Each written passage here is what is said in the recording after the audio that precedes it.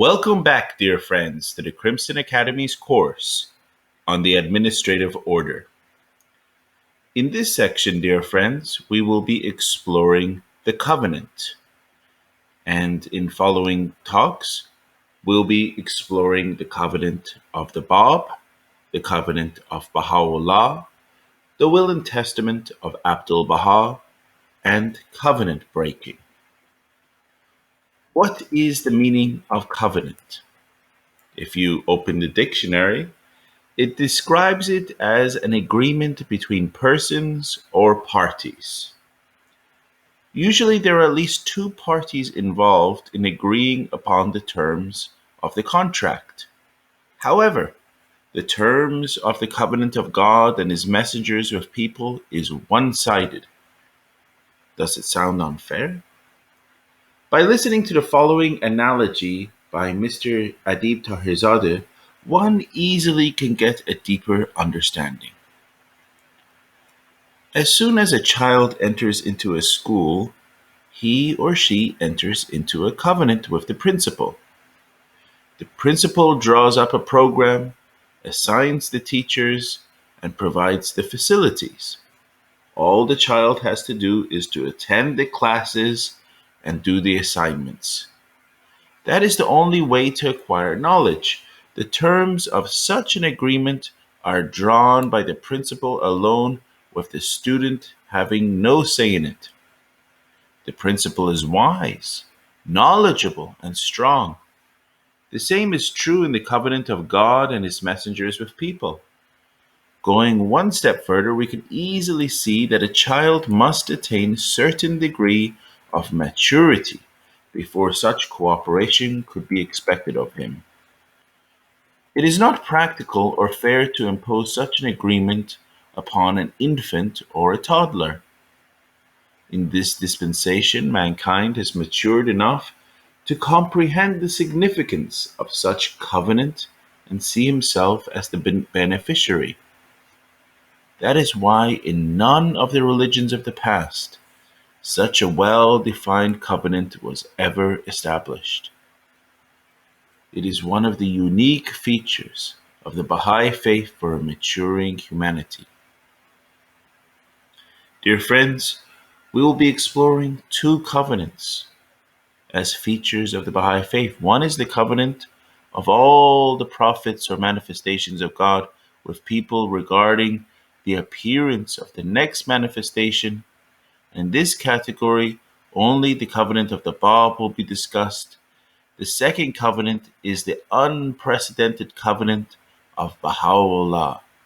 And for the accomplishment of the following: protection of the revealed word from human interference, and preservation of the integrity of the faith, and purity of its teachings, principles, and laws, and safeguarding the unity of the Baha'i community, an absolute requirement to bring about unity of mankind. And these will guarantee the spiritualization of the human race and development of needed agencies for establishment of the Baha'i World Commonwealth to usher in the kingdom of God on earth. Dear friends, in the second category, the covenant of Baha'u'llah and Abdul Baha will be discussed.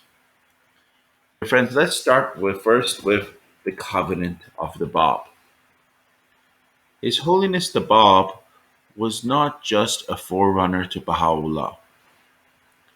He was an independent manifestation of God. He abrogated the laws of Islam. No one except a manifestation of God has the authority to abrogate the laws of a former dispensation.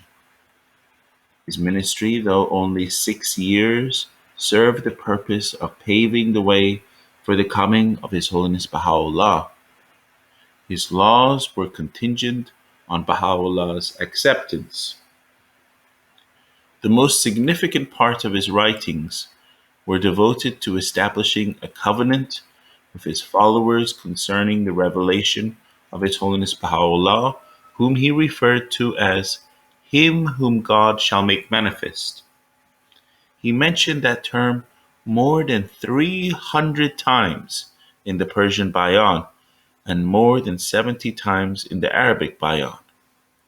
These two books are the mother book of the Babi dispensation. In several instances, he identifies him whom God shall make manifest with the designation of Baha'u'llah. Dear friends, as you recall, at the Conference of Badasht in 1848, His Holiness Baha'u'llah assumed the title of Baha for himself. Prior to that, the name Baha'u'llah had already been revealed in the Persian Bayan.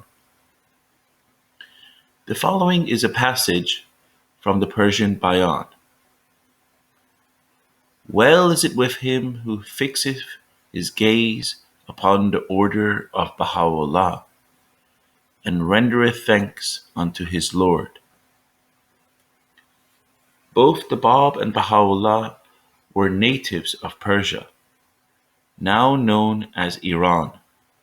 They never physically met. The Bab was 2 years younger than Baha'u'llah and declared his independent religion in 1844. 6 years later, he was martyred by a firing squad of 750 men after the first firing failed.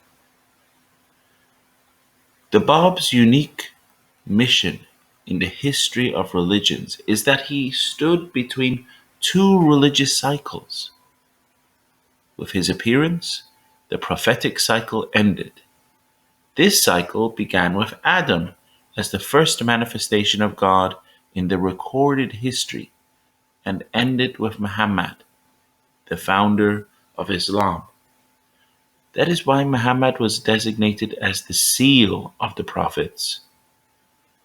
At the same time, His Holiness the Bab inaugurated the cycle of fulfillment, whose duration according to Baha'i writings will be at least 5,000 centuries as compared to 60 centuries of the Adamic cycle. His Holiness the Bab repeatedly gave the year 9 as the date of the appearance of His Holiness Baha'u'llah. In the Islamic calendar, the years of the declaration of the Bab was 1260, and it was 1269 when Baha'u'llah received his intimation in the Siyah-Chal of Tehran. This was in October of 1852. His Holiness the Bab also made reference to number 19 for the revelation of Baha'u'llah. 19 years after the declaration of the Bab in 1844 brings us to 1863, when in Baghdad, Baha'u'llah declared himself. The Bab clearly told his followers that his own revelation was entirely dependent upon him whom God shall make manifest, and that he was only a servant at his threshold. His utter humility towards Baha'u'llah and craving to be martyred in his path is manifest in his writings.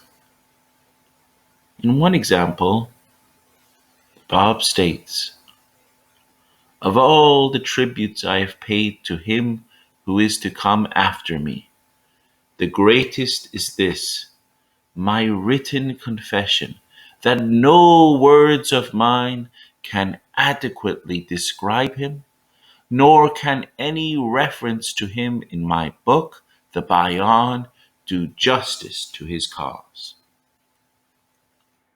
His Holiness the Bab testifies in the Bayan that the greatest proof of Baha'u'llah is the revelation of his words, and that should anyone claim this station falsely, he will not be able to sustain it. Nevertheless, in order to prevent anyone from mistakenly opposing His Holiness Baha'u'llah, the Bab warned his followers not to oppose anyone who might claim that station. As history witnessed after the martyrdom of the Bab, 25 followers of the Bab claimed to be him whom God shall make manifest. Two noteworthy among them were Nabil, the great historian, and Dayan, the prominent Babi from Azerbaijan. However, nearly all of them, after meeting Baha'u'llah, realized their delusion and repented. The Bab clearly stated that Baha'u'llah lived among them and how they should adorn themselves with good character, dress clean and tidy, and avoid argument and contention to avoid offending His Holiness Baha'u'llah. Also, the Babis were to leave a vacant chair in their meetings, a seat of honor for Baha'u'llah. He further mentioned that he whom God shall make manifest would also leave a seat of honor vacant in his own home, and that Baha'u'llah would be inwardly amused by those who venerate his name while remaining veiled as to his identity. The followers were to arise whenever they heard him whom God shall make manifest. Friends, you should realize that His Holiness Baha'u'llah was known as Mirza Hussein Ali or Janaba Baha until his declaration in Baghdad. No manifestation of God has ever made a covenant with his followers regarding the next manifestation to such a degree as to regard himself as the lowliest servant at his threshold, to as the source of his own revelation, desiring to lay down his life in his path. Well, you mean it should go smoothly because the Bab's ministry was so short and the advent of Baha'u'llah so near, not to mention the clarity of the Bab's prophecies, such as the years 9 and 19, and also the name Baha'u'llah stated in the Bab's writings, and the following statement: when the day star of Baha will shine resplendent above the horizon of eternity, it is incumbent upon you to present yourself before his throne. We recall that 2 years before the martyrdom of His Holiness the Bab, at the conference of Badasht, Mirza Hussein Ali assumed the name Baha, but somehow the followers did not put these two Bahas together. The Bab never contemplated the appointment of a successor for himself. In the Bayan, he confirms this by saying that in his dispensation there was to be no mention of successorship. Yet, dear friends, as we shall see later, Mirza Yahya broke the covenant of the Bab and claimed to be his successor. Before mentioning who Mirza Yahya was in the course of events, let us discuss to another part of the history. The fame of Baha'u'llah as a dynamic, noble personality promoting the faith of the Bab was spreading far and wide, which put his life in danger. For example, after the conference of Badasht, while Baha'u'llah was visiting the port town of Bandar Agaz, the order of the king arrived for his immediate arrest and transfer to Tehran, the capital, for execution. Later the same day, the news of the king's death arrived, so the order was not carried out. Dear friends, you must realize that Baha'u'llah was aware of his own station from childhood. In one of his tablets, he describes that when he was very young, he was overcome by a condition which completely affected his manners, his thoughts, and his words. A transformation occurred, and the ocean of utterance began to surge within him. And this condition, His Holiness Baha'u'llah testifies, continued throughout his life. During the Bab's ministry, three of his followers, who were all the letters of the living, recognized the station of Baha'u'llah. These were Mullah Hussein, Qudus, and Tahrir. Then comes the inspiring story of Sheikh Hassan Zanusi, which in the interest of time will be mentioned briefly. Sheikh Hassan followed the Bab during his captivity. At the fortress of Shihriq, the Bab instructed Sheikh Hassan, who was advanced in age, to go to Karbala, a holy city in Iraq. He promised him that he would attain the presence of the promised Hussein, which is the Islamic term for Baha'u'llah. His Holiness Baha'u'llah visited Karbala in 1851, 1 year after the martyrdom of the Bab and a year before his imprisonment in the Siyah. His Holiness Baha'u'llah, at the courtyard of the Islamic shrine, approached Sheikh Hassan and intimated his station to Sheikh Hassan. Sheikh was so overwhelmed that he wanted to proclaim his discovery publicly, but Baha'u'llah told him to keep it secret. Now listen to this, dear friends. This was a year before Baha'u'llah received his mission in the infested Siyah. He told Sheikh Hassan the hour has not struck yet, and how he would declare it in Baghdad, which, as we know, took place 11 years later. It really staggers one's imagination. As His Holiness Abdul Baha has explained, a manifestation of God is always a manifestation of God, and all the powers are latent within him. He likens it to a man who is asleep until the hour strikes for the birth of his mission. Other than those believers, the followers of the Bab in general were unaware of the station of His Holiness Baha'u'llah. It is easy in retrospect to say, why? Even those who witnessed the humility and reverence of Qudus and Tahrir at Badasht and Mullah Hussein at Fort Sheikh Tabarsi towards Baha'u'llah were veiled.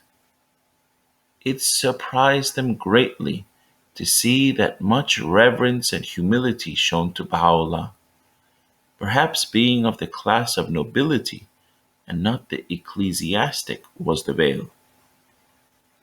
Now Mirza Yahya enters the scene.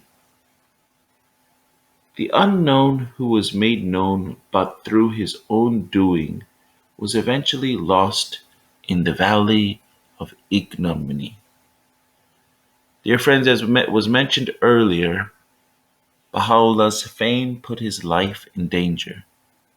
So to divert public, His Holiness Baha'u'llah, through a trusted emissary, advised the Bab to nominate Mirza Yahya as the leader of the Babi community. You recall that the last 4 years of the Bab's life were spent in captivity. That time, Mirza Yahya was in his late teens. This enabled Baha'u'llah to direct the affairs of the Babi community behind the scenes. The community was not informed of the reason for such an appointment, and possibly came as a surprise to many. Little background information on Mirza Yahya helps. He was a paternal half-brother of Baha'u'llah, and about 13 or 14 years younger than Baha'u'llah. When their father died, he was only 8 years old and grew up under the care of Baha'u'llah.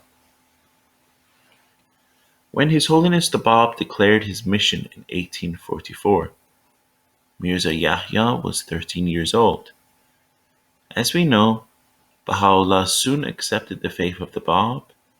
He helped this young brother to recognize the Bab, embrace his cause, and to read the Bab's writings. To educate him better, His Holiness Baha'u'llah assigned him to transcribe the writings of the Bab, which at that time was the only way to make additional copies. Consequently, not only Mirza Yahya learned the style of the Bab's composition, but also learned how to imitate the Bab's handwriting. When he rebelled against His Holiness Baha'u'llah, this helped him to forge the Bab's writings with his interpolation of the words in his own favor. Now, dear friends, now that you have the picture, we can go to the Babi community after the martyrdom of the Bab. The followers suffered terrible persecutions. Their hope for triumph was dashed as the outstanding followers were mowed down.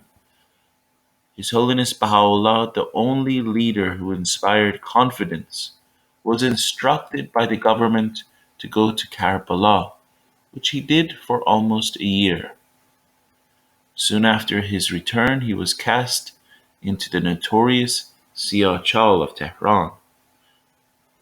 The totally dispirited community did not know where to turn for guidance, since Baha'u'llah, after release from the Siyah was exiled to Baghdad in Iraq. The only leader they were told to turn to was Mirza Yahya, who spent most of this time in hiding, roaming the countryside in disguise.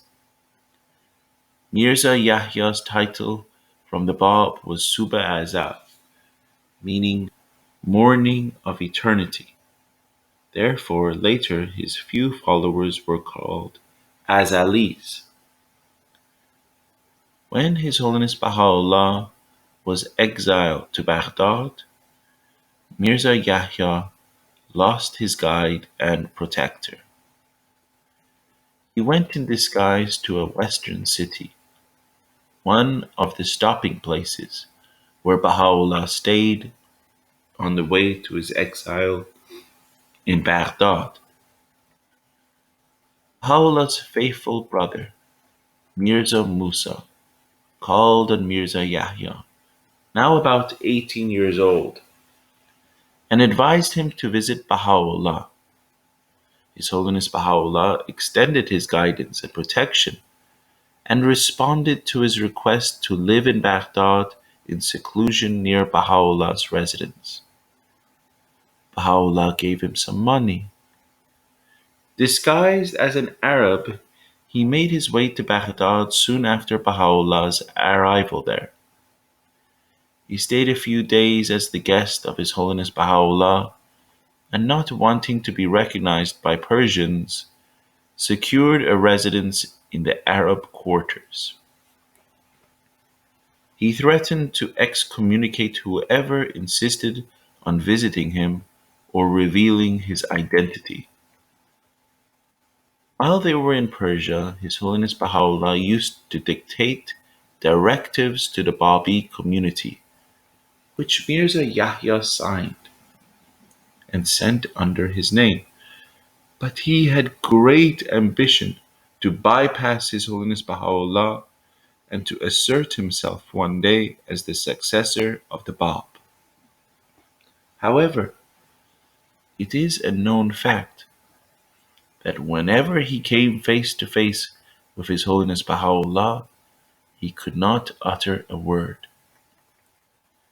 The breaking of the Bab's covenant by Mirza Yahya and his mentor brought great test for the Babi community, and the severe crisis which was repeated a few times by other rebels in the course of the history of the faith.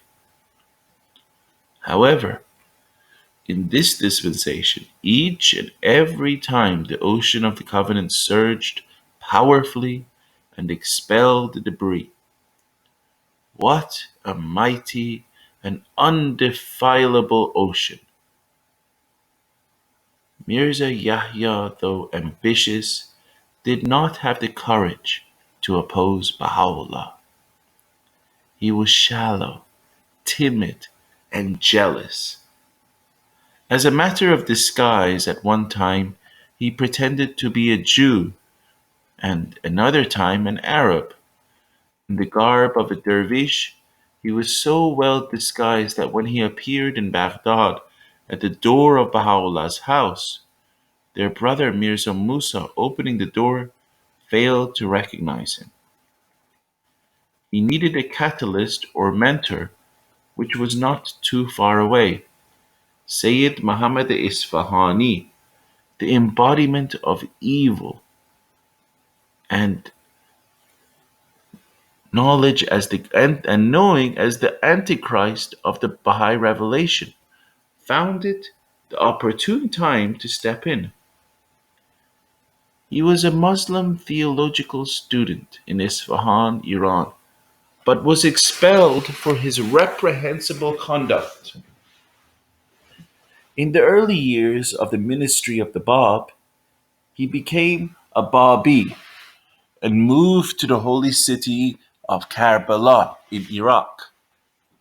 For the first time, he saw His Holiness Baha'u'llah in 1851, 1 year before Baha'u'llah's imprisonment in the Siyaj Hall. The majesty of Baha'u'llah as a Babi nobleman sparked the fire of envy in him. 2 years later, when Baha'u'llah was exiled to Baghdad, his rising prestige and popularity intensified the fire of jealousy. His satanic influence complemented Mirza Yahya's weakness and ambition. The two of them spread the seeds of dissension among the followers in Iraq, and through their letter writing campaign, confused the Babis in Iran. Dear friends, the whole reason for Baha'u'llah's seclusion for 2 years in Sulaymaniyeh was their divisive activities. Just one example will give you an idea. Towards the end of Baha'u'llah's stay in Baghdad, they wrote that the Book of Certitude, or the Kitab-i-Iran, was written by Mirza Yahya, but that Baha'u'llah published it under his own name. When Baha'u'llah was exiled to Istanbul, he took Sayyid Muhammad with him to keep an eye on him, but Mirza Yahya refused to go with him, fearing extradition to Iran or being murdered. His wives were under the protection of Baha'u'llah and were in his caravan. At midpoint, Mirza Yahya joined the caravan, but insisted that his identity should not be unveiled. This was not hard to do, since not many people had met him, as he was in hiding all the time. Those who had met him well recognized his shallowness. During 4 months in Istanbul, the government had appointed a man to look after His Holiness Baha'u'llah and his companions. Mirza Yahya told the man that he was one of the servants of the household, and not to prove it, at times would sleep in the servants' quarters. After their exile to Adrianople, he and his evil comrade felt that the danger was over and began their open opposition. Desperate Mirza Yahya, in the first year of their stay, invited His Holiness Baha'u'llah to his house and had smeared a deadly poison on the lip of the teacup. Miraculously, Baha'u'llah survived that, but was left with shaking hands. With his sin-covering eyes, he kept the matter confidential. But Mirza Yahya spread the word that it was His Holiness Baha'u'llah who wished to poison him. Therefore, the followers learned the cause of Baha'u'llah's serious illness, which lasted a month. At one time, he poisoned the family's water well, and another time, he asked their mutual barber, a devoted believer, to cut Baha'u'llah's throat with a straight-edged razor. When this news was spread by the barber against the advice of Baha'u'llah and Abdul Baha, Baha'u'llah wrote the Surah Amr. Amr means command, in his own handwriting, declaring his station to be the one promised by the Bab. Dear friends, do you think Mirza Yahya, the appointed leader of the Babis, whose term should have terminated with the coming of the Promised One, backed off? To your surprise, the following day, Mirza Yahya dared to send a message to Baha'u'llah that he himself had become the recipient of divine revelation.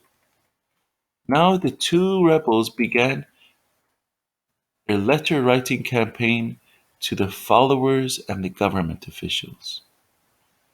When Mirza Yahya's complaint that Baha'u'llah was not sharing the government's allowance with him and how his children were starving was brought to Baha'u'llah's attention by a friendly governor, the most great separation occurred. Baha'u'llah moved with his family to another house and told his brother Mirza Musa to divide everything in half and give one half to Mirza Yahya.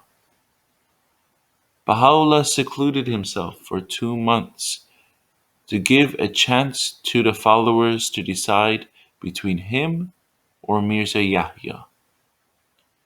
This had electrifying effect on the followers in Iran, 99% of whom rejected Mirza Yahya. The time of the most great separation was when the terms Baha'i and Azali began, the latter meaning followers of Mirza Yahya. The tragic downfall of Mirza Yahya came through a plot masterminded by the evil Sayyid Muhammad. The scheme appeared to be a sure fire for them. It was to hold a public confrontation between Baha'u'llah and Mirza Yahya. Dear friends, you might think it was a stupid idea because a quivering sparrow was no match for the falcon, but Sayyid Muhammad was sure that Baha'u'llah would not accept it, since he usually did not seek public appearance. Well, Baha'u'llah accepted the challenge, and on the appointed day and time, he walked among the curious crowd who were informed about it. Upon reaching the mosque, he was told that due to unforeseen circumstances, Mirza Yahya wished to postpone it. This time, Baha'u'llah fixed a time and place, but there was no reply from the two. In 1868, when Baha'u'llah was exiled to Akka, Mirza Yahya was exiled to the island of Cyprus. That island was known to the ancient Turks as the Isle of Satan. 11 of 18 apostles of Mirza Yahya, called witnesses, turned in repentance to Baha'u'llah. Mirza Yahya's eldest son, his nephew and niece, repented to Abdul Baha and became dedicated believers. His Holiness Baha'u'llah, in spite of all that Mirza Yahya did to him, through his mercy in the Kitab Aqdas, offered forgiveness should Mirza Yahya repent, but he chose to die as a covenant breaker, with his soul in the lowest abyss. He died in Cyprus in 1912, after witnessing the triumph of two covenants, that of the Bab and Baha'u'llah. He and his mentor were nothing but a foam on the mighty ocean of the covenant, leaving no trace. Dear friends, we will now explore the covenant of His Holiness Baha'u'llah. There can be no more befitting introduction to this part other than that of Baha'u'llah's own words, forecasting the greatest crisis in the history of the faith. My sorrow is not for myself, but for him who shall come after me, in the shadow of my cause, with manifest and undoubted sovereignty, inasmuch as they will not welcome his appearance, will repudiate his signs, will dispute his sovereignty, will contend with him, and will betray his cause. One should not question that with his foreknowledge, why did he not prevent it? Dear friends, this was the test of fire to separate the faithful from the faithless. This was the choice for the followers and the crushing force necessary to solidify the foundation of his mighty covenant, free of debris. Due to a lack of maturity of mankind, none of the religions of the past left a clear document for the followers appointing the authorized successor to the Prophet himself. In this dispensation, as His Holiness Baha'u'llah foretold, it is the day which shall not be followed by night. His Holiness the Bab states, the day in every religion is when the founder is alive, reflecting the pure light of truth. After his passing comes the night when only luminaries will shine. However, in the Baha'i faith, through the unparalleled covenant of Baha'u'llah, there shall be no night.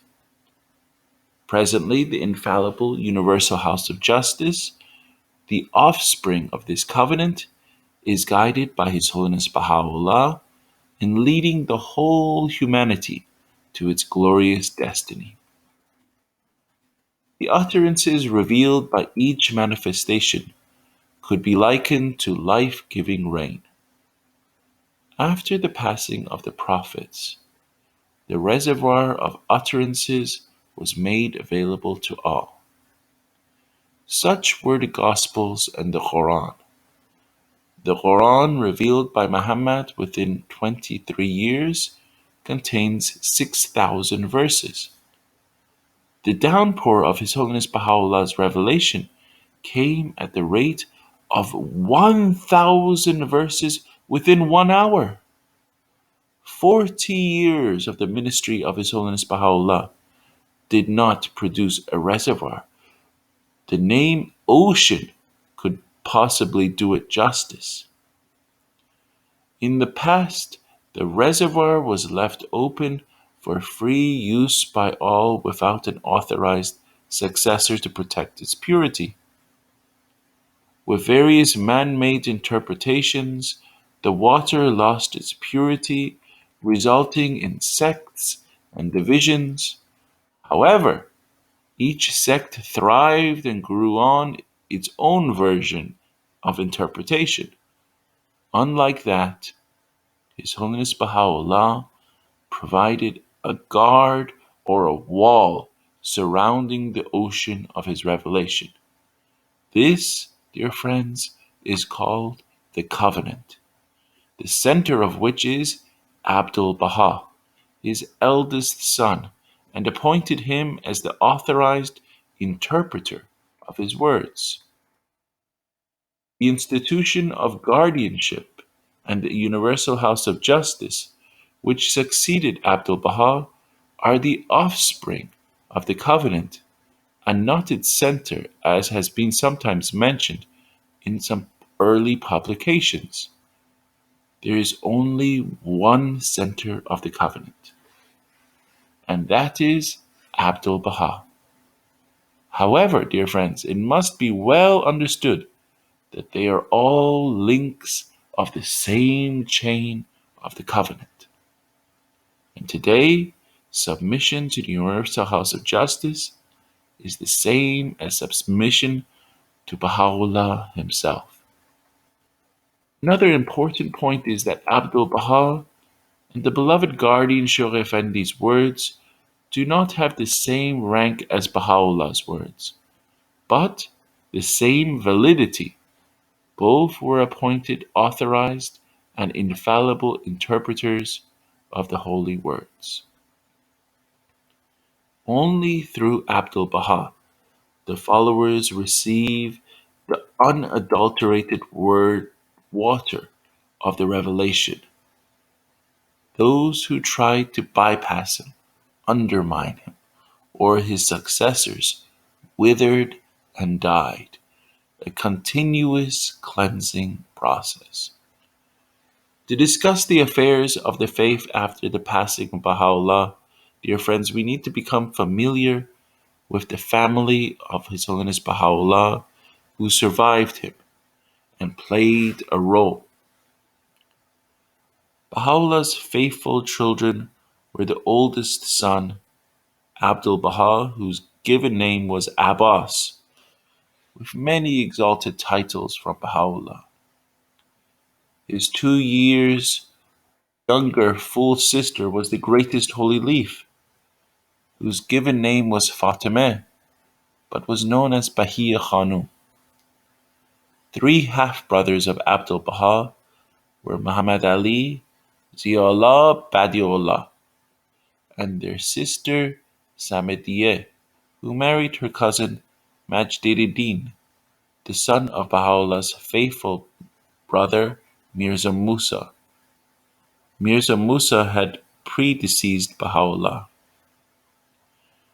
Now we focus on Abdul Baha and his 9 years younger half brother, Muhammad Ali.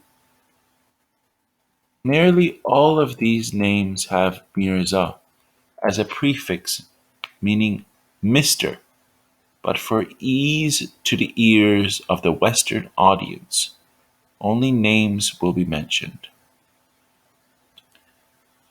Abdul Baha was highly spiritual, humble, and detached. At the time when His Holiness Baha'u'llah was released from the Siyajal in Tehran, His Holiness Abdul Baha, then almost 9 years old, intuitively noticed the change in his father.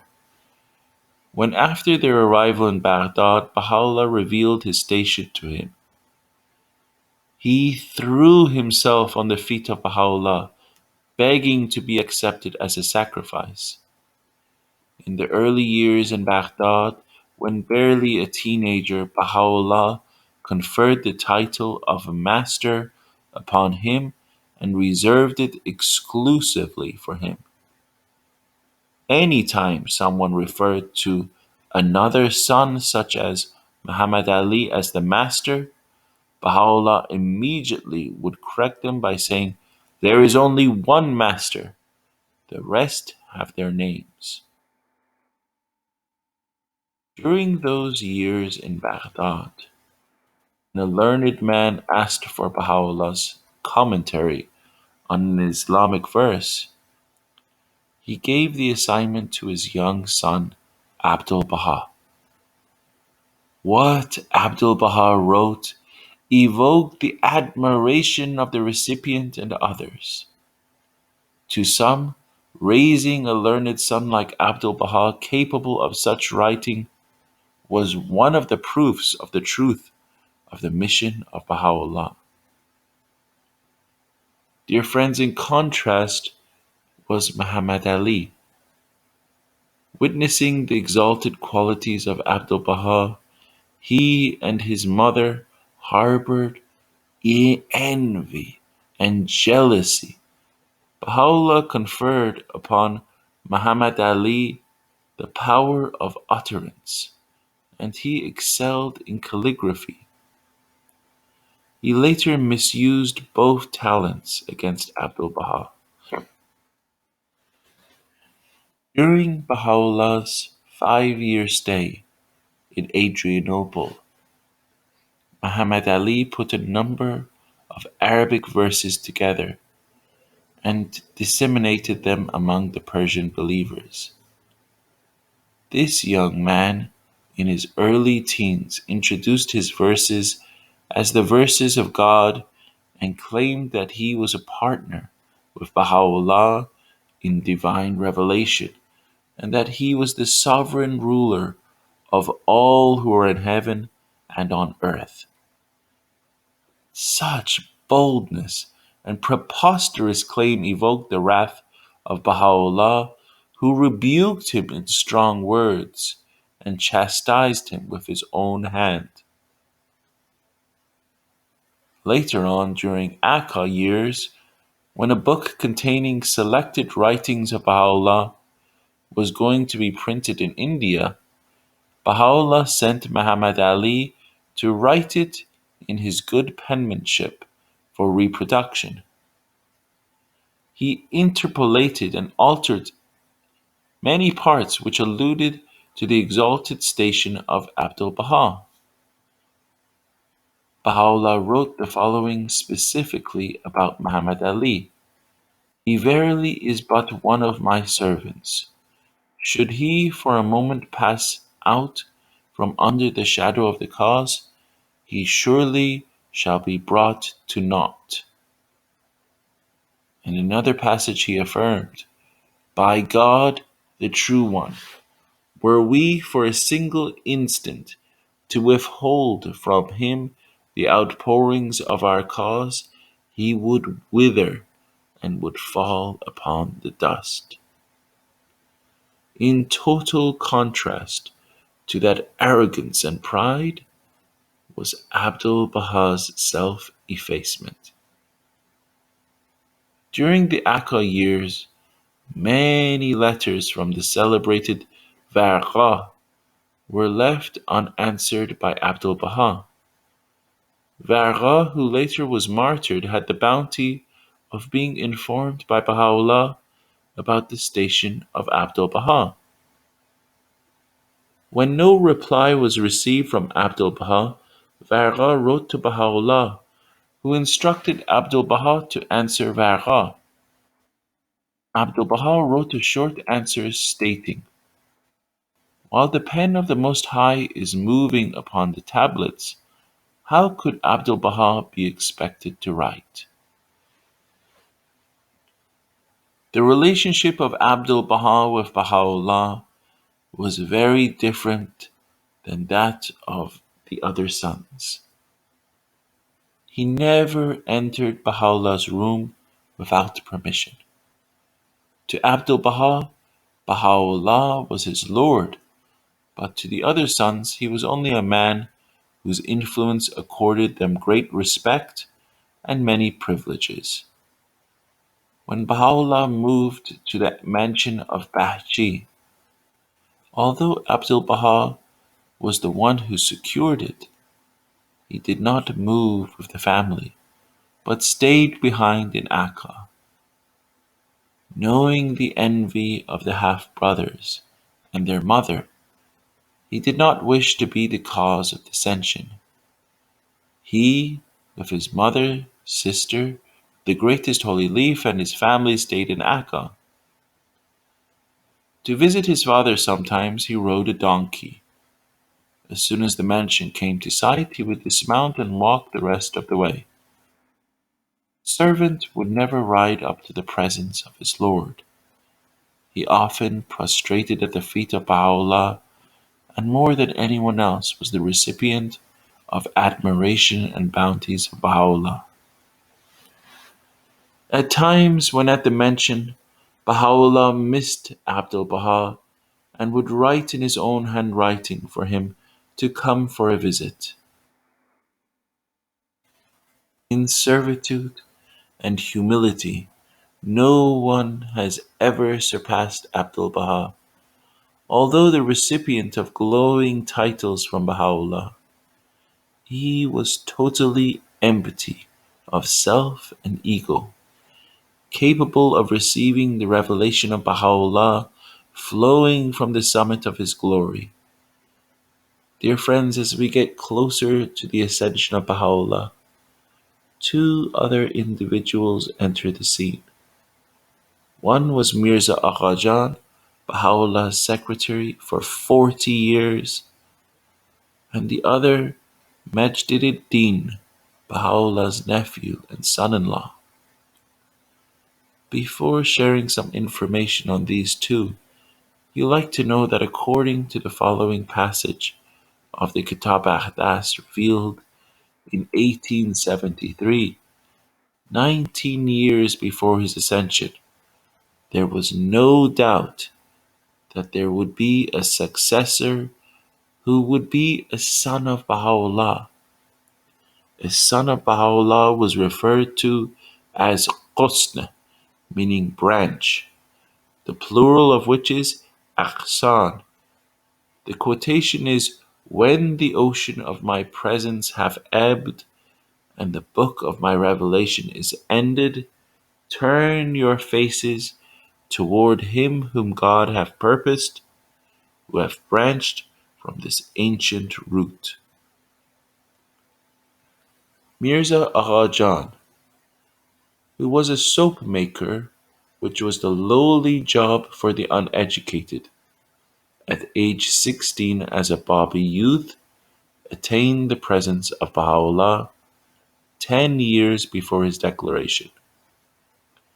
His Holiness Baha'u'llah revealed to him a glimpse of his glory.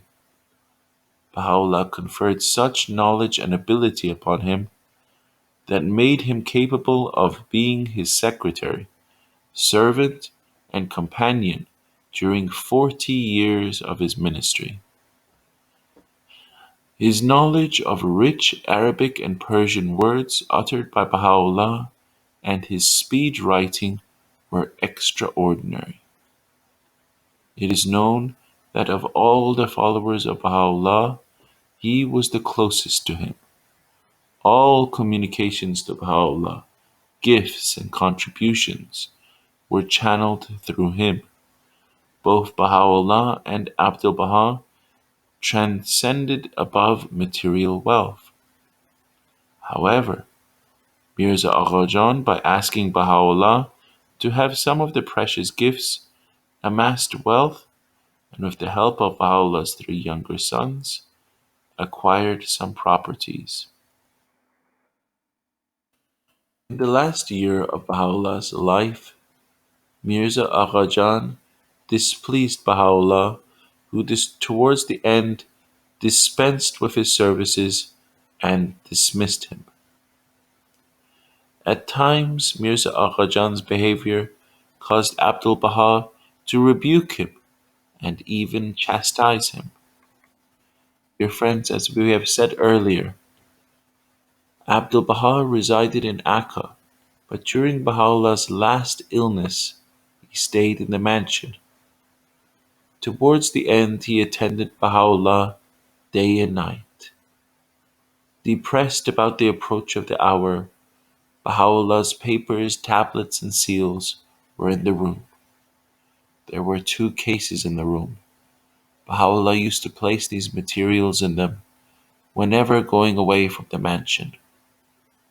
One day he told His Holiness Abdul Baha to gather everything and place them in the two cases. This broke his heart since it intimated the nearness of the dreaded hour. He became so distraught that he hesitated to do the task when Baha'u'llah ordered him for the second time. Disabled by the mental anguish, he was slowly moving when his cousin Majdiddin came into the room. With his assistance, everything was placed in the two cases. When finished, Baha'u'llah told Abdul Baha in front of Majdiddin that from now on those two cases belonged to Abdul Baha. As we see later, Majdiddin became the notorious brain behind Muhammad Ali and the formidable enemy of Abdul Baha. Review of details of history is way beyond the scope of this talk, dear friends. However, it indicates that very probably the alliance of the devious individuals fomented towards the end of Baha'u'llah's earthly life, if not earlier. From the text of the Most Holy Book, the Kitab Aqdas, there was no doubt in anyone's mind that the branch mentioned meant no one else but Abdul Baha. The thought of this sent chills through the spines of the faithless who yearned for leadership and wealth at any cost. Back to the precious cases given to Abdul Baha. Abdul Baha left the cases in Baha'u'llah's room, and in a short time, on May 29th, 1892, in the early hours of morning, Baha'u'llah ascended. Before sunrise, Abdul Baha asked Muhammad Ali to assist him in preparation of the body for burial. Muhammad Ali suggested that since in the process of washing, cases might get wet and ruin the contents, they better be moved out of the room. Abdul Baha consented. With the help of his cousin and brother-in-law, Majduddin, Muhammad Ali moved the cases to the room of Badiullah, Baha'u'llah's youngest son. As for their approximate ages at this time of the three sons, Abdul Baha was 48, Muhammad Ali 40, and Badiullah 25. Majduddin, the evil cousin, in his late 30s, and Baha'u'llah's disgraced secretary, about 55. You can see that Muhammad Ali and cousin Majduddin were very close in age as well as treachery. Without doubt, as playmates when children, they planned usual childish pranks, but this plotting against Abdul Baha was a dangerous game. Although the two caused great suffering for Abdul Baha, for themselves, it ended in spiritual suicide. Dear friends, watch and see the crushing force of the covenant for those who oppose it. The sacred remains were laid to rest the same day. His Holiness Abdul Baha states, on the fourth night after the ascension, so badly grief-stricken he could not fall asleep. Around midnight he decided to walk a few steps in his room. Through the window he saw that the brothers had opened the cases and were looking through the contents. This added to his sorrow, but he thought to himself that since he was in possession of Baha'u'llah's will, it did not matter. How badly they wanted to put their hands on the will and alter its contents, as Muhammad Ali had done before in the holy writings. 9 days after the ascension of Baha'u'llah, his will was opened. It was called by himself the Kitab Ahdi, meaning the Book of My Covenant, but referred to as the Kitab Ad, or the Book of the Covenant. In the morning, in the presence of 9 witnesses, including Muhammad Ali, the contents were read by a believer, and in the afternoon, at the shrine of Baha'u'llah, Majduddin read it in the presence of all the members of the family and the believers in Akka and vicinity.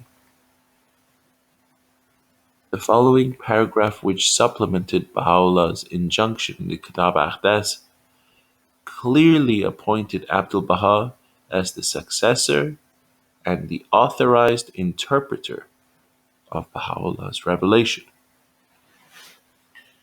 The will of the divine testator is this: it is incumbent upon the Ahsan, the Afnan, meaning the relatives of the Bab, and my kindred to turn one and all their faces towards the most mighty branch. This is the title of Abdul Baha. Consider that which we have revealed in our most holy book. When the ocean of my presence hath ebbed, and the book of my revelation is ended, turn your faces toward him whom God hath purposed, who have branched from this ancient root. The object of this sacred verse is none except the most mighty branch.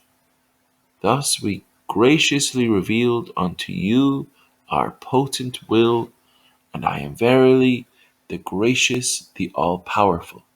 Verily God hath ordained the station of the greater branch, meaning Muhammad Ali, to be beneath that of the most mighty branch. No one raised any argument about the intent as well as the authenticity of the will which was Baha'u'llah's in Baha'u'llah's handwriting. Being so clear, how could anyone challenge it? Well, no one did. However, the treacherous allies attacked Abdul Baha. A few days later, a believer who had been honored with a tablet from Baha'u'llah asked Abdul Baha if he could honor him by affixing a seal of Baha'u'llah on that tablet. When Abdul Baha told the brothers to bring the seals, which were in those two cases, they denied any knowledge of existence of the cases. Abdul Baha states how his whole being began to tremble, and he knew that great tests and trials were ahead. Gradually, the whole family of Baha'u'llah, who resided in the mansion, went to the side of treacherous Muhammad Ali. When Abdul Baha, with his sin-covering eyes, ignored their clandestine activities and assured Muhammad Ali that he was the next in line for successorship, he boldly protested that there was no guarantee that he would outlive Abdul Baha. He arrogantly asserted that he was determined to usurp the position of Abdul Baha exactly the way Umar usurped the position from Ali, the true successor to the Prophet Muhammad. For 4 years, Abdul Baha patiently concealed their seditious activities. Then, after their positions were fortified by egotistical followers and bribed officials, Muhammad Ali openly, through correspondence, announced his position. His false accusations against Abdul Baha were intended to discredit and disqualify Abdul Baha in the eyes of the believers, as well as the officials. He did not contest the will, but opposed the appointee in the vain hope of replacing him. Interestingly, a believer wrote to him, even if the impossible death of the phoenix occurs, no one will become the subservient to the owl. Owl in the East is considered the bird of darkness, which is a bad omen. Abdul Baha was left with no choice but to expel Muhammad Ali and his allies as covenant breakers, and denounced him as the arch-breaker of the covenant, a stigma that smeared the pages of the history. Dear friends, from now on, at times we may refer to him as the arch-breaker. The arrogant Majd-Din, that formidable enemy of Abdul Baha, and the mastermind behind Muhammad Ali, was denounced by Abdul Baha as the incarnation of Satan. Abdul Baha once told him that he would live a long life to witness the triumph of the covenant and total frustration of his own schemes, and at that time He would yearn for the bob of death, but he will be denied. It exactly happened. He lived to be 100 years old, miserable with paralysis and loss of speech. He witnessed the ministry of the beloved guardian Shoghi Effendi and the rise of the Baha'i administration. His wretched life ended in 1955, 2 years after the launching of the 10-year World Crusade by the beloved guardian Shoghi Effendi, the grandson of Abdul Baha, appointed by him as the guardian of the faith. Dear friends, you should also learn about the ending of the Archbreaker before a brief account of their outrageous intrigues cause you dismay. Muhammad Ali did not fare any better than Majduddin. He died miserably in 1937, outliving Abdul Baha by 16 years. Before his death, through efforts of the Guardian, he was removed from the mansion of Bahji, which due to neglect was in ruins. He also was stricken with paralysis, laid bedridden in pain before he died. He was buried according to Muslim rites. His grave remains without a tombstone. And now a summary of some of the events after the passing of Baha'u'llah. Soon after the ascension of Baha'u'llah, the covenant breakers decided to put Mirza Aghajan to death under the pretext of his disrespect to Baha'u'llah, but his wealth was needed to fund their schemes. He took refuge in Abdul Baha's house in Akka. Then he was coaxed to return because they could use him for another purpose. On the fifth anniversary of the ascension, he announced his affiliation with the Archbreaker and became a powerful tool in their hands. He pretended to receive revelations and wrote them in the manner he had written for 40 years. During a scuffle, many of his so-called tablets addressed to the believers in Iran fell on the ground. They were retrieved by a believer and were given to Abdul Baha, who displayed them. At the end of his life, before his death in 1901, he resided in the shrine of Baha'u'llah, which caused Abdul Baha not to enter it. At times when Abdul Baha was praying outside, Mirza Aghajan would come out and in vulgar language swear at them. Ziaullah, the younger brother of Muhammad Ali, took the side of the Archbreaker, but was vacillating. He died in 1898 before he could do much harm, and after his death, Abdul Baha forgave him. Badiullah, the youngest brother of the Archbreaker, and the youngest son of Baha'u'llah, who was 25 years old when Baha'u'llah ascended, though as treacherous as the rest, rendered a service which must be mentioned. Due to machinations of the covenant breakers in 1901, by the order of the Sultan, Abdul Baha was confined again with the walls of the city of Akka. Couple years after that, Badiullah, then in his mid-30s, began to attend the gatherings of the Friends in the presence of Abdul Baha. When he repented to Abdul Baha, he was told that his repentance would be accepted when he would write a testimony to all of the treachery committed by his commander, his deputy, and himself. He left such a testimony revealing all their deeds from the fate of the two cases stolen by the Archbreaker to the alteration of Baha'u'llah's writing to make it appear to condemn Abdul Baha. It revealed their techniques of discrediting Abdul Baha and expensive bribes to the officials. Abdul Baha knew what was in Badiullah's heart. Therefore, one day he told the believers that everyone must write down what he had to say.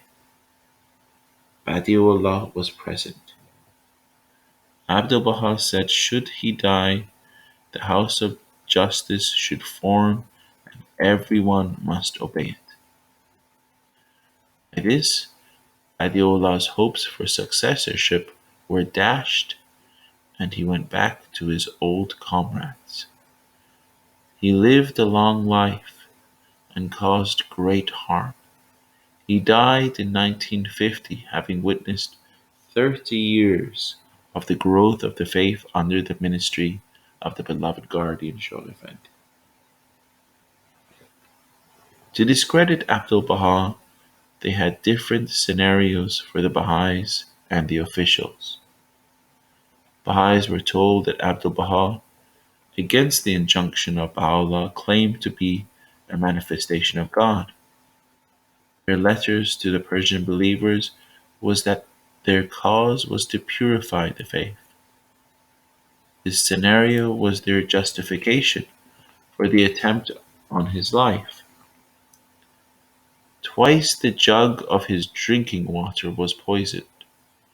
Once a covenant breaker carried a dagger, and another time in Haifa, before his second reincarceration, in the middle of the night when returning home after seeing the pilgrims, 3 shots were fired at him, but none hit him. Another time, they falsified that Abdul Baha had claimed to be a partner with God, so they called themselves Muwahideen, meaning monotheists, and the followers of Abdul Baha, Mushrikeen, meaning polytheist. Muhammad Ali would send his children dressed in rags to the influentials of Akka, pretending starvation due to Abdul Baha withholding their share of the funds. Once it backfired because the receipt of his cashing a large sum credited to him by Abdul Baha came to open. Actually, they indicted Abdul Baha with a number of complaints. The first item shows their understanding of the station of His Holiness Baha'u'llah. It stated that their father was a holy mystic man who lived mostly in seclusion and meditation, and that for political advantage Abdul Baha had claimed that Baha'u'llah was the supreme manifestation of God. Other complaints were that Abdul Baha deprived them of inheritance and funds coming from the believers. Abdul Baha appeared in the court with Baha'u'llah's will in his hand. It answered every false accusation, and the case was dismissed. Their expensive bribing was costly.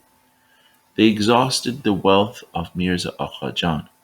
Then, for their deadly strike, they sold 1/3 of the mansion, and Majduddin took the bribe to the governor of the province of Syria, which included Akka, with a demand for the deportation of Abdul Baha. After a short digression, dear friends, you will learn about the preposterous basis for his demand. Friends, you should study Abdul Baha's history to learn how these disbelievers in God and Baha'u'llah tried to block the purchase of needed land for the shrine of the Bab for many years until they were cast out. Abdul Baha supported them financially while they lived in luxury at the mansion yet pretended to be starving and demanding more money. They wished to bankrupt him.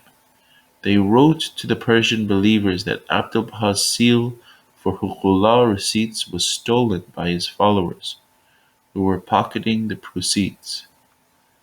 This lie was not effective, and the flow of Hukullah continued. In the early part of 1900,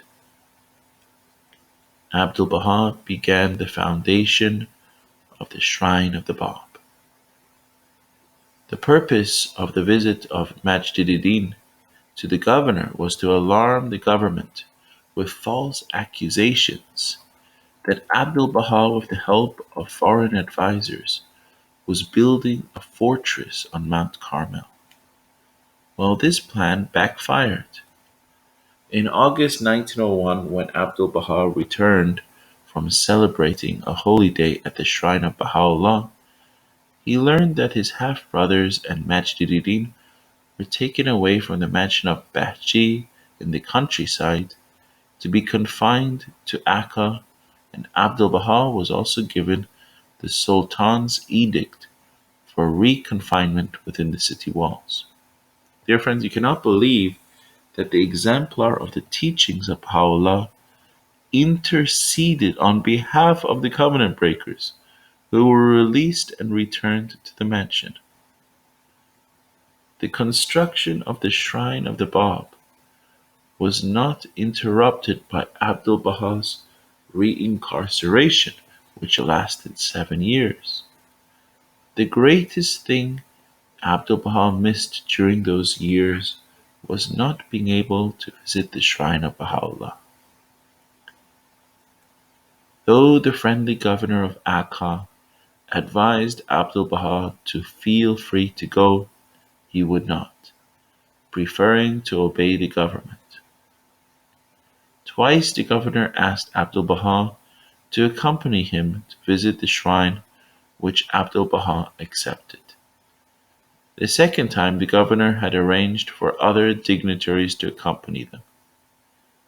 Near the shrine, they all, as a sign of respect, walked a few steps behind Abdul Baha. You can see how the covenant breakers were aggravated by watching this procession through the windows of the mansion. Throughout those years, His Holiness Abdul Baha communicated with the believers by writing as many as 90 tablets a day. The first section of his will and testament was written during those years when his life appeared to be in danger. In this will, he appointed his grandson, the beloved guardian Shoghi Effendi, then a child, as the guardian of the cause of God. In 1904, another document of accusations about Abdul Baha's activities was sent by the covenant breakers, which brought the Commission of Inquiry to Akka. Abdul Baha visited them several times. With his explanations, the case was dismissed. With the political situation in the capital rapidly becoming unstable and the Sultan becoming fearful, the covenant breakers took advantage of it and sent a new petition accusing Abdul Baha of condemning Omar and Sunni Islam, as well as preparing to take over the government. A new hostile commission of inquiry was dispatched to Akka in 1907. They dismissed the friendly governor, closed the telegraph office except for their own use, and established direct contact with Muhammad Ali, the archbreaker. Spies were posted everywhere, and Abdul Baha's house was under constant surveillance. While they received lavish hospitality from the covenant breakers, Abdul Baha ignored them. He was busy repairing his house, planting trees, and storing fuel for the winter, which surprised many inhabitants who believed that without doubt his days were numbered. With the rumors widespread, they believed that he would be either executed or exiled to a desert in North Africa. As the events were moving to a climax, with the jubilation of the covenant breakers, something special happened. A friendly Italian man who had the agency of a shipping company visited Abdul Baha in the middle of the night and offered a specially dispatched ship at his service to take him to any port in the world. Dear friends, do you think that was the way Abdul Baha was rescued? Abdul Baha invited some of the elders of the Baha'i community to consult on it. They unanimously agreed that he should accept the offer. Abdul Baha looked at them disapprovingly and stated that running away had never been the practice of the chosen ones of God. The commission did its final inspection of the shrine on Mount Carmel and its strong walls, and the vault in it left no doubt about its purpose as a fortress. The four members of the commission boarded the ship which left Haifa to cross the bay towards Akka. As the sun was setting, its lights were quite visible to many believers, who, with their hearts in their throats, were monitoring its movements. To them and everyone else, that was the end. Soon they would be taking their beloved master away. What a disaster! All of a sudden, the ship changed its course and headed for the open waters of the Mediterranean Sea. That day, a bomb intended for the Sultan had exploded in front of his royal coach, which killed a few, but he was not harmed. With the gravity of the situation, everything else was put aside, including the commission's report. Soon the revolutionaries demanded the release of all political and religious prisoners, and in the summer of 1908, Abdul Baha was freed, and a few months later, Sultan Abdul Hamid was deposed. Abdul Baha stated that the hand of Providence removed the chains from his neck and placed it on the neck of the Sultan. Dear friends, now a few words about the activities of the covenant breakers in the East and the West. It suffices to say that the archbreakers' chief lieutenants were the greatest teachers who got quite egotistical from their success. They had the promise of Muhammad Ali to be appointed as the head of the faith in those regions. After Muhammad Ali was cast out by Abdul Baha, 99% of the steadfast community of Persia rejected these expelled, arrogant teachers. In the United States, it took great efforts by Abdul Baha and teachers such as Mirza Abu Fazayel to clear the confusion created by the egotistical defector Ibrahim Khairullah, who had been a very successful teacher. The purpose of Abdul Baha's extensive travel to the West in 1912 was twofold. One was to proclaim the cause of his father firsthand, and the second was to show the believers in the world that the foundation of the covenant was so firm it could not be harmed by the covenant breakers during his long absence from the Holy Land.